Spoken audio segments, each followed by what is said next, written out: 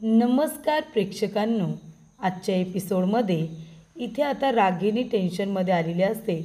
कारण आता सगळेजण बलदेवला अभिजित समजतात, त्याच्यावरती विश्वास ठेवतात.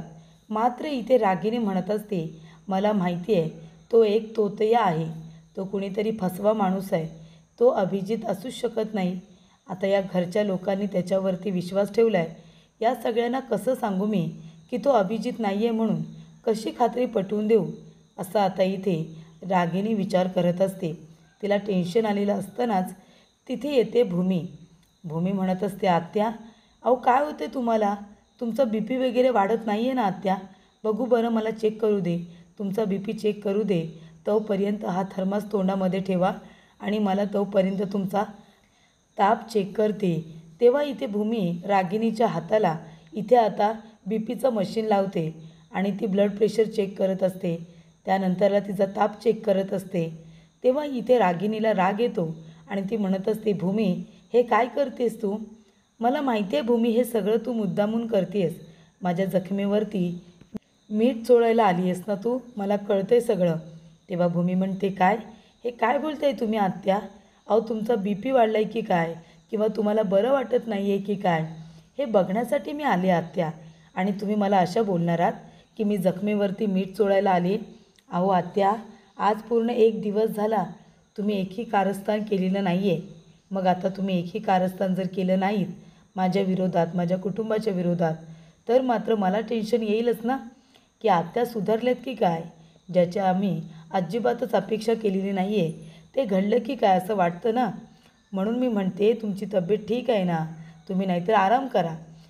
तेव्हा प्रेक्षकांनो, इथे पौर्णिमा आता अभिजितला हाताला धरून रूममध्ये घेऊन येते. तेव्हा अभिजित म्हणतो, पौर्णिमा अगं काय झाले तुला? तू का मला असं हाताला धरून घरामध्ये घेऊन आलीस? तेव्हा पौर्णिमा म्हणते, मग काय करू? तुम्हाला घरामध्ये घेऊन येऊ नको तर तुम्ही आधी मला सांगा, तुम्ही त्या भूमी आणि आकाश या दोघांचं इतकं का ऐकताय? काय गरज नाही आहे तुम्हाला त्या आकाशच्या पाया वगैरे पडायची?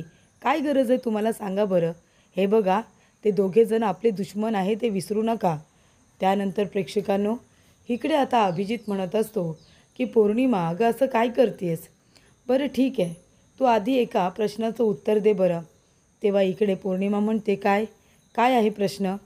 तेव्हा इकडे अभिजित म्हणत असतो, हे बघ, ही आहे छत्री आणि आता तू मला सांग की तू आता बाहेर पडली आहेस आणि खूप जोराचा पाऊस आहे, पण तुझ्याकडे छत्रीच नाही आहे, मग तू काय करशील? तेव्हा पौर्णिमा म्हणते, एक घर बघेन आणि एका आडोशाला उभी राहीन. तेव्हा इथे अभिजित म्हणत असतो, पण तिथे तुला आडोसासुद्धा नाही आहे उभं राहण्यासारखा, मग तू काय करशील? ना कुठलं छप्पर आहे, ना कुणाची ती ओसरी आहे, ना तुझ्याकडे डोक्यावरती छप्पर आहे, मग तू कुठे आडोशाला उभी राहशील ते मला सांग. तेव्हा पौर्णिमा म्हणते, अहो आता आडोशाला तिथे काहीच नसेल, मग काय करू, भिजेन ना मी. तेव्हा अभिजित म्हणतो, हां तेच, पण तिथे एक बाई उभी आहे आणि तिच्या हातामध्ये छत्री आहे, खूप मोठी छत्री. ती एका बाजूला उभी आहे आणि दुसऱ्या बाजूला छत्रीमध्ये जागा आहे, मग तू काय करशील? तेव्हा पौर्णिमा म्हणते, मग मी तिला कन्व्हिन्स करेन, तिला रिक्वेस्ट करेन की मला छत्रीमध्ये घे म्हणून, आणि मी तिच्या छत्रीमध्ये जाऊन उभी राहीन. तेव्हा प्रेक्षकांनो, अभिजित म्हणत असतो, पौर्णिमा बरोबर, मला तेच म्हणायचं आहे, ये बरं इथे बस. आता आपली अवस्थासुद्धा तशीच झाली आहे पौर्णिमा. म्हणजे मला मान्य आहे की आल्यापासून मी चांगलं चांगलं वागतो आहे, चांगलं चांगलं बोलतो आहे, पण ते गरजेचं आहे अगं. आपल्या डोक्यावरती छप्पर नाही आहे, त्याच्यामुळे आपण आकाश आणि भूमी यांच्या छत्रछायेखाली आहोत. ते दोघेजणं कसेही असू दे, पण सत्ता त्यांच्या हातामध्ये आहे, ते म्हणतील तसंच होईल. अगं आपण दोघांनी मिळून त्यांना किती त्रास दिला हे तुला पण चांगलंच माहिती आहे. मी गेल्यानंतर इकडे बरं झालं आकाशभूमीने तुला घरातून बाहेर काढलं नाही, पण आता तसं होऊच शकतं, कारण आता मी परत आलो आहे. जर मी काही कारस्थानं केली आणि ती आकाश आणि भूमी यांच्या लक्षात आली ना, तर ते दोघेजणं मिळून आपल्या दोघांनाही घरातून हाकलून देतील, माहिती आहे ना तुला. तेव्हा मी काय म्हणतो, आता थोडे दिवस आपण शांत बसायचं, काही कारस्थानं करायची नाही, जे काही चाललं आहे तसंच चालू राहू दे. त्यानंतर प्रेक्षकांनो, इथे आता पौर्णिमा म्हणत असते, अगदी बरोबर बोलात तुम्ही, म्हणजे आपण आता आकाशभूमी यांच्या छत्रछायेखाली आहोत, कारण आपल्याकडे छप्परच नाही आहे. आणि जी छत्री आता अभिजित म्हणत असतो ती छत्री फक्त भूमी आणि आकाश यांच्याकडे आहे. त्यामुळे आपल्याला त्यांच्या छत्रीमध्ये उभं राहावं लागणार आहे म्हणजे लागणार आहे. तेव्हा इथे प्रेक्षकांनो पौर्णिमा म्हणते, अगदी बरोबर बोललात तुम्ही. म्हणजे जर आपल्याला आता गरज असेल तर आपण त्यांच्याबरोबर गोड बोललं पाहिजे, त्यांच्या छत्रछायेखाली राहिलं पाहिजे. आणि जेव्हा वेळ येईल ना तेव्हा मात्र सगळं त्यांच्याकडून लुबाडून घ्यायचंच, असं इकडे आता अभिजितचं म्हणणं असतं. त्यानंतर प्रेक्षकांनो पौर्णिमाला आनंद होत असतो. जेव्हा अभिजित अशा गोष्टी करत असतो ना तेव्हा पौर्णिमाला आनंद होत असतो की चला, म्हणजे कुणीतरी व्यक्ती आहे जी माझ्या बाजूने आहे. थोडे दिवस हे चांगुलपणाचं नाटक करावंच लागेल, असं आता तिचं म्हणणं असतं. त्यानंतर इथे पौर्णिमा तर खुश असते, अभिजित परत आलाय. मात्र रागिणीची अवस्था फारच वाईट झालेली असते. आणि त्याच्यामध्ये भूमीसुद्धा येत असते तिच्या जखमेवरती मीठ चोळायला. तेव्हा इथे भूमी म्हणत असते, आत्या अहो काय झालं, मला खरंच काही कळत नाही आहे. तुम्ही एका बाजूला म्हणताय की तो तुमचा मुलगा नाही आहे म्हणून, पण आता तो अभिजित आहे हे त्याने सिद्ध केलं आहे ना.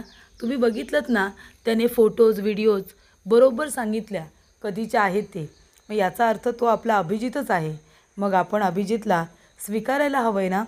पण आता मला कळत नाही आहे, तुम्ही असं कसं म्हणताय हो की तो आपला अभिजित नाही आहे म्हणून.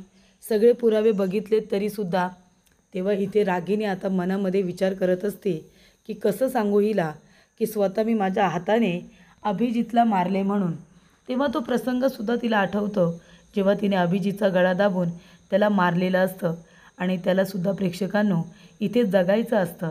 तो म्हणतो सुद्धा, आई मला हॉस्पिटलला घेऊन जा. तेव्हा रागिणी म्हणते, नेलं असते रे तुला हॉस्पिटलला, पण मला आता पुन्हा एकदा महाजनांच्या घरामध्ये जायचं आहे. आणि तेव्हा मी इथे आता त्याला मारले हे मी तुला कसं सांगू भूमी, असं इकडे रागिणी विचार करत असते. त्यानंतर प्रेक्षकांनो इथे आता रागिणी म्हणत असते, हे भूमी असं काही नाही आहे, कळलं ना. मला फक्त एवढंच म्हणायचं आहे, तो कुणीतरी भुरटा आहे, तो तरी आहे, तो माझा अभिजित असू शकत नाही. तेव्हा भूमी म्हणते, कसं काय, तुम्हाला इतकी खात्री कशी आहे की तो अभिजित नाही आहे म्हणून. अभिजित जिवंत नाही असं तुम्हाला वाटतं का. अभिजित जिवंत नसू शकतो. हे बघा, तुम्हाला असं वाटतंय का की अभिजित जिवंतच नाही आहे, तो परत येऊ शकतो, असं तुम्हाला खरंच नाही वाटत. म्हणजे इथे असं तोच माणूस म्हणू शकतो ज्याने अभिजितला शेवटचा श्वास घेताना बघितलं आहे. हो रागिणी आत्या, जेव्हा तिथे अभिजितला बघायला आम्ही बिल्डिंगच्या खाली गेलो तेव्हा अभिजित संपला होता. तिथे आकाश, मी, राजाराम काका आम्ही तिघेही जण होतो, पण आम्ही इथे अभिजितला शेवटचा श्वास घेताना बघितलं नाही.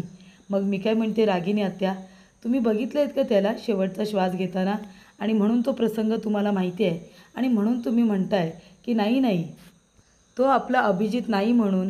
हे बघा आत्या, मनामध्ये जे काही असेल ना ते आता काढून टाका. अहो त्याने इथे पुरावे दिले तो आपला अभिजित आहे म्हणून. तेव्हा रागिणी म्हणते, तुम्ही विश्वास ठेवला असेल, पण मी आई आहे त्याची, अभिजितची मी आई आहे. आणि आई म्हणून मी ओळखलं आहे की तो माझा मुलगा नाही आहे म्हणून. तेव्हा इथे भूमी म्हणत असते, रागिणी आत्या अहो तुमचं नशीब किती वाईट आहे हो. म्हणजे बघा ना, तुमच्या मुलाची तुम्ही आत्तापर्यंत वाट बघत होता आणि तोच तुमचा मुलगा आता परत आला आहे, तर तुम्ही त्याला अभिजित मानायला तयार नाही. आणि तिकडे अभिजितचं नशीब बघा ना, म्हणजे तो इतक्या वर्षानंतर घरी आला आहे पण त्याची आई त्याला स्वीकारायलाच तयार नाही आहे. म्हणजे इथे त्याच्या दृष्टिकोनातून सुद्धा हे वाईटच आहे ना. तेव्हा भूमी म्हणत असते, खरंच आत्या, मला खरंच तुमचं काही कळतच नाही हो. आतापर्यंत माझा मुलगा करत होता आणि आता तो परत आला आहे तर त्याच्यावरती तुमचा विश्वासच नाही आहे. नाही, पण तुम्हाला इतकं जर खात्रीने वाटत असेल ना तर तुम्ही सिद्ध करून दाखवा की तो अभिजित नाही आहे म्हणून, म्हणजे आमचा नक्कीच विश्वास बसेल, नाही का. काय चाललं आहे ना आत्या हे तुमच्या आयुष्यात, हे खूपच जास्त चुकीचं आहे असं मला वाटतं. वाईट वाटतं हो मला तुमचं. आणि इथे भूमी तिला चिडवत असते आणि जाता जाता तिला करत असते. तेव्हा इथे रागिणीला अजूनच खूपच जास्त राग येतो. त्यानंतर प्रेक्षकांनो भूमी आलेली असते, चिडवून गेलेली असते, रागिणी अजूनच तापलेली असते. ती म्हणते, काही झालं तरीसुद्धा हा भुरटा आहे ना तो माझा अभिजित नाही आहे, हे मी सिद्ध करणारच. आणि त्यानंतर प्रेक्षकांनो इथे आता अभिजित म्हणत असतो, हे काय पौर्णिमा, मला एकट्यालाच कशाला तू जेवायला इथे बसवलेस. अगं सगळ्यांना बोलव ना, सगळेजण सोबतच ब्रेकफास्ट करूया. तेव्हा इथे पौर्णिमा म्हणत असते, नाही या, मी काही सगळ्यांचं वगैरे बनवलेलं नाही आहे. तुम्हाला आवडतं म्हणून तुमच्यासाठी स्पेशल डिश बनवली आहे. तुम्ही पोटभर खाऊन घ्या बरं. इथे आता कुणी येणार नाही आहे आणि जर उरलं तर मी त्यांना देईन. पण तुम्ही खाऊन घ्या. मी तुमच्यासाठी स्पेशल डिश बनवली आहे. आणि ती स्वतःच्या हाताने इथे आता शिरा भरवत असते. तेव्हा अभिजित म्हणत असतो, एक एक मिनिट, मी काय म्हणतो, माझ्याकडे दे पौर्णिमा, मी माझ्या हाताने खातो. तेव्हा पौर्णिमा म्हणत असते, असं काय करताय, मी तुम्हाला माझ्या हाताने एक घास भरवते ना. तेव्हा इथे अभिजित नको नको म्हणत असतो. पण इथे प्रेक्षकांनो आता रागिणीने त्यांचं बोलणं ऐकलेलं असतं. तेव्हा तिथे रागिणी आता धावपळत आलेली असते किचनमध्ये. तेव्हा ती म्हणत असते की या भुरट्यावरती आता चोरीचा आरोप तर करायलाच हवा. या भुरट्याची नीती नक्की काय आहे ना, ते मला शोधून काढायचं आहे. आणि तेव्हा प्रेक्षकांनो रागिणी आता लक्ष ठेवून असते. तेव्हा इथे पौर्णिमा म्हणत असते, अहो तुम्ही पोटभर खा ना. तेव्हा इकडे अभिजित म्हणतो, हो खातोय ना. तू एक काम कर, तुम्हाला भरवू नकोस, पण तू तुझी प्लेट घे नाश्त्याची आणि माझ्या बाजूला बसून नाश्ता करून घे बरं. तेव्हा इथे पौर्णिमा म्हणत असते, नाही नको, मी नंतर खाईन, आधी तुम्ही पोटभर नाश्ता करून घ्या. तेव्हा प्रेक्षकांनो रागिणी म्हणत असते, एक काम करते, ही सोन्याची चेन आहे, आत्ताच मी काढलेली आहे तिजोरीमधून.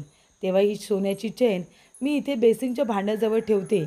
म्हणजे एकदा का तो या फ्रॉड माणूस हात धुवायला आला की त्याचं लक्ष ह्या चेनकडे जाईल आणि हा जर फसवा असेल ना तर ही चेन उचलेल आणि खिशामध्ये ठेवून देईल आणि मग आरडाओरडासुद्धा करणार नाही. तेव्हा इथे तसंच होतं प्रेक्षकांनो. रागिणीने चेन आता लपवलेली असते आणि तेव्हा अभिजितला ती चेन आता दिसते. तेव्हा तो चेन ती उचलतो बेसिंगमध्ये हात वगैरे धुवून आणि ती चेन हातामध्ये घेऊन खिशात ठेवून देतो. तेव्हा रागिणी इथे व्हिडिओ तयार करत असते. रागिणीला असं वाटतं की आता अभिजित माझ्या जाळ्यामध्ये फसला. हा नक्की कोण फ्रॉड माणूस आहे ना, ते तर मी शोधून काढेनच. पण आता सध्या तरी त्याच्या विरोधामध्ये मला ठोस पुरावा मिळाला आहे आणि आता लवकरच मी त्याला एक्सपोजसुद्धा करणार आहे सगळ्यांच्या समोर. तेव्हा प्रेक्षकांनो इथे आता अभिजित हात धुवायला येतो. त्याला ती इथे चेन मिळते. ती चेन तो घेतो, खिशामध्ये ठेवतो आणि प्रेक्षकांनो रागिणीने त्या सगळ्याचा एक व्हिडिओ तयार केलेला असतो. तो व्हिडिओ तयार केल्यानंतर तो आता सगळ्यांना दाखवता येईल असं असतं. पण इथे आता रागिणीने जो व्हिडिओ तयार केलेला असतो ज्याच्यामध्ये आता अभिजित फसणार असतो, तेव्हा तो न फसता लगेच इथे आता आपली रागिणी फसलेली असते. रागिणी तोंडावरती पडलेली असते प्रेक्षकांनो. कारण इथे आता अभिजित चेन खिशात ठेवतो आणि निघून जातो. तेव्हा रागिणी म्हणते, चला आता ठोस पुरावा हाती लागलेला आहे, आता सगळ्यांच्या समोर एक्सपोज करणारच. तेव्हा इथे रागिणी म्हणते, या सगळेजण बाहेर या. आकाश, अथर्व, पौर्णिमा, मानसी सगळेजण बाहेर या. भूमी कुठे आहेस तू, लवकरच बाहेर ये. तेव्हा प्रेक्षकांनो रागिणी आता म्हणत असते, ऐका, मला तुम्हाला एक महत्त्वाची गोष्ट सांगायची आहे. म्हणाले होते की नाही तुम्हाला की हा एक नंबरचा तोतई आहे म्हणून, फ्रॉड माणूस आहे म्हणाले होते की नाही, पण तुम्ही कुणीही माझ्या बोलण्यावरती विश्वास नाही ठेवला. तेव्हा इकडे भूमी म्हणत असते, अहो आत्या असं काय करताय, तुमचा मुलगा येतो, आम्ही विश्वास ठेवला आणि तुमचा विश्वास नाही, हे काय बोलताय बरं तुम्ही. तेव्हा प्रेक्षकांनो इकडे आता रागिणी म्हणत असते, मी खरं सांगते, हा माझा मुलगा नाही आहे आणि मी तुझी आई वगैरे नाही, हा उगाच मला आई म्हणू नकोस, मला ते अजिबात आवडणार नाही आहे. तेव्हा इथे अभिजित म्हणत असतो, आई अगं काय झालं आहे काय तुला, अशी का वागतेस तुझ्या मुलाबरोबर, अगं आत्तापर्यंत मी काही नाही केलं तुझ्यासाठी, पण तरीसुद्धा तुझा विश्वासच नाही आहे माझ्यावरती. त्यानंतर इथे अभिजित म्हणत असतो की आता काय करू मी, ह्या बाईला तर संशयच येतो आहे माझ्यावरती. तेव्हा रागिणी म्हणत असते, गप्प बस तू, मला आता काही ऐकून घ्यायचं नाही आहे, मी सांगते ना तू फ्रॉड आहेस म्हणून. आकाश, अरे ह्याची मला परीक्षा घ्यायची होती अजून एकदा, म्हणून मी सोन्याची चेन घेतली आणि बेसिंगच्या बाजूला ठेवली, तर ह्याने ती चेन चोरली आणि खिशामध्ये ठेवली, कळतं आहे का तुला. त्यानंतर इथे आता मानसी म्हणत असते, भाऊजी असं का केलं तुम्ही. तेव्हा इथे अथर्वसुद्धा तेच म्हणत असतो की दादा, अरे तू असं का केलंस, तुला जर काही हवं होतं तर तू आईकडे मागायचंस ना, आकाशकडे मागायचंस, तुला दिलं असतं, पण तुला काय गरज होती इथे चोरी करायची, ती चेन खिशामध्ये ठेवायची काय गरज होती. त्यानंतर प्रेक्षकांनो इथे रागिणी म्हणते, बोल ना आता बोल, चोर कुठला, चोराची फितरत कधीच बदलत नाही, दागिने पैसे बघितलं की चोरण्याचा मोह येतो साठून, नाही का. तेव्हा प्रेक्षकांनो इथे आता अभिजित म्हणत असतो, अगं आई एकदा ऐकून तरी घे ना मी काय म्हणतोय ते. तेव्हा रागिनी म्हणते, सांगितलं नाही म्हणू नकोस म्हणून, तरीसुद्धा माझं काही ऐकत नाही आहेस तू. आता या घरामध्ये एक क्षणभरसुद्धा तू राहायचं नाही. तेव्हा इथे आकाश म्हणत असतो, आत्या अगं असं काय करतेस, तू एकदा ऐकून घे बरं. तेव्हा पौर्णिमा म्हणत असते, आई हे काय बोलताय तुम्ही, स्वतःच्या मुलावरती विश्वास नाही तुमचा, तोतया म्हणताय त्याला. हे बघा, तो तुमचा मुलगा हे विसरू नका. आणि तुम्ही अभिजितला वाटेल तसं नाही बोलू शकत, माझा विश्वास आहे त्याच्यावरती. तेव्हा रागिनी म्हणत असते, गप्प बस ग तू. रस्त्यावरच्या कुठल्याही माणसाला अभिजित म्हणून तू घरामध्ये घेऊन येशील आणि आम्ही लगेच त्याच्यावरती विश्वास ठेवू का. तेव्हा इथे रागिनी म्हणते, चल चल माझ्याबरोबर, तुला आता या घरामध्ये जागा नाही आहे. तेव्हा प्रेक्षकांनो, इथे आता रागिनी म्हणत असते की चल मी तुला आत्ताच्या आत्ता घरातून हाकलून देते. तेव्हा इकडे आकाश येतो आणि म्हणत असतो की आत्या प्लीज प्लीज तू जरा शांत होशील का. हे बघ, मी त्याला विचारतो, सगळ्या गोष्टी आपल्या समोर आहेत अगं, तरीसुद्धा तुला त्याच्यावरती विश्वास ठेवायचा नाही आहे. त्यानंतर प्रेक्षकांनो, इथे आता आकाश म्हणत असतो, आत्या अगं ती चैन आहे ना, ती अभिजितनी माझ्याकडे आणून दिली आहे. ती चैन त्याने मला आणून दिली होती, त्याला बेसिंगच्या भांड्याजवळ सापडली ना. अगदी बरोबर बोलतेस तू, मलाच ती 2 वेळा सापडलेली आहे. त्यानंतर इथे अभिजित येतो आणि म्हणतो, भूमिताई येऊ का. तेव्हा भूमी म्हणते, या ना प्लीज या. तेव्हा इथे अभिजित म्हणत असतो की भूमिताई अगं मी बेसिंगजवळ हात धुवायला गेलो होतो ना, तेव्हा मला तिथेही आता चेन सापडली, त्या चैनीचं काय करू मी. तेव्हा प्रेक्षकांनो, इकडे आता भूमी म्हणत असते, ही चेन तुम्हाला बेसिंगजवळ सापडली, पण ही चेन तर आपल्या तिजोरीमध्ये होती, ती आता बेसिंगपर्यंत कशी काय गेली असेल. तेव्हा इकडे अभिजित म्हणतो, नाही मला माहिती नाही कशी गेली, पण ही मला तिथेच सापडली, हात धुवत असताना मी माझ्या खिशामध्ये ठेवली, पण हे घे ना. तेव्हा भूमी म्हणते, हे बघा बलदेव, हे सगळं कारस्थान आहे ना, ते आहे रागिनी आत्यांचं, त्याच्यामुळे आता आपल्याला त्यांच्या बाजूने विचार करायला हवा. त्यांनी हे मुद्दामून केलं असेल तुझ्यावरती चोरीचा आळ यावा म्हणून. तू एक काम कर अभिजित, आता आकाश येतच असेल, आकाशच्या हातामध्ये तू स्वतःहून ही चेन दे. त्याच्या हातात दिलीस ना की त्याच्यावरती जास्त विश्वास ठेवतात, माझ्यापेक्षाही जास्त. त्यानंतर इथे आता आकाश म्हणत असतो, अभिजित तू इथे काय करतोयस.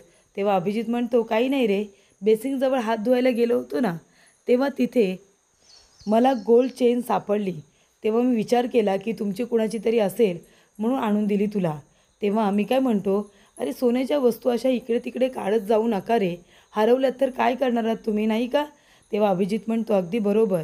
तेव्हा इकडे आकाश म्हणतो, अभिजित आता आलाच आहेस तर जेवून जा ना. तेव्हा आकाश म्हणतो, नाही खरंच नको, मी जरा जातो वरती आणि आराम करतो, तुम्ही सगळेजण जेवून घ्या.